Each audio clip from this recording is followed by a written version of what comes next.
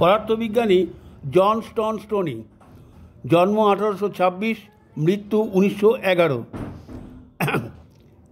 তিনি ক্যাথোড-রশ্মির নাম দেন ইলেকট্রন।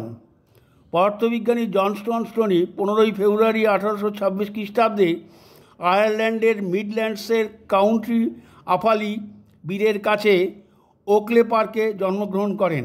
তিনি ডাবলিনের ট্রিনিটি কলেজ থেকে পড়াশোনা করেন এবং 1848 সালে বিএ ডিগ্রি নিয়ে স্নাতক হন।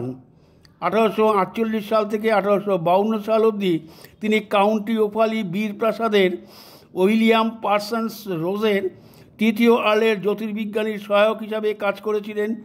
সেখানে পার্সন্স বিশ্বের বৃহত্তম দূরবীন তৈরি করেছিলেন এবং একই সাথে তিনি পদার্থবিজ্ঞান এবং গণিত নিয়ে অধ্যয়ন অব্যাহত রাখেন এবং 1852 সালে ডাবলিনের ট্রিনিটি কলেজ থেকে এমএ ডিগ্রি লাভ করেন।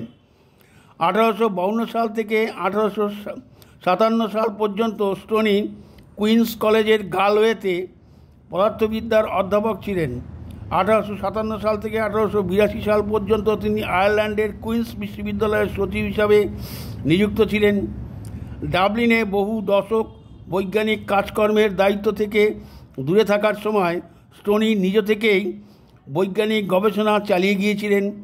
এই সময় স্টোনি বিভিন্ন পত্রপত্রিকায় 75টি বৈজ্ঞানিক গবেষণাপত্র প্রকাশ করেছিলেন।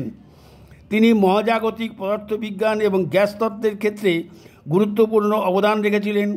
গ্যাসের গতিগত তত্ত্ব থেকে প্রাপ্ত তথ্য থেকে তিনি ঘরের তাপমাত্রা এবং চাপে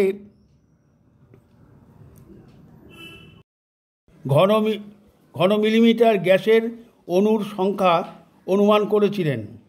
স্টোনির সবথেকে গুরুত্বপূর্ণ বৈজ্ঞানিক কাজটি ছিল বিদ্যুতের পরমাণুর মাত্রার ধারণা এবং গণনা। 1891 সালে বৈজ্ঞানিক আধানের মৌলিক একক বর্ণনা করার জন্য তিনি ইলেকট্রন শব্দটির প্রস্তাব করেছিলেন। তাই এই গবেষণাগুলি 1897 সালে জে টমসনের দ্বারা ইলেকট্রনের কণার আবিষ্কারের ভিত্তি স্থাপন করে।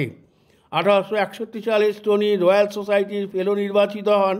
তারপর তিনি লন্ডনে বসবাস শুরু করেন এবং 5 জুলাই 1911 সালে ইংল্যান্ডের নটিং হিলে তিনি পরলোক গমন করেন।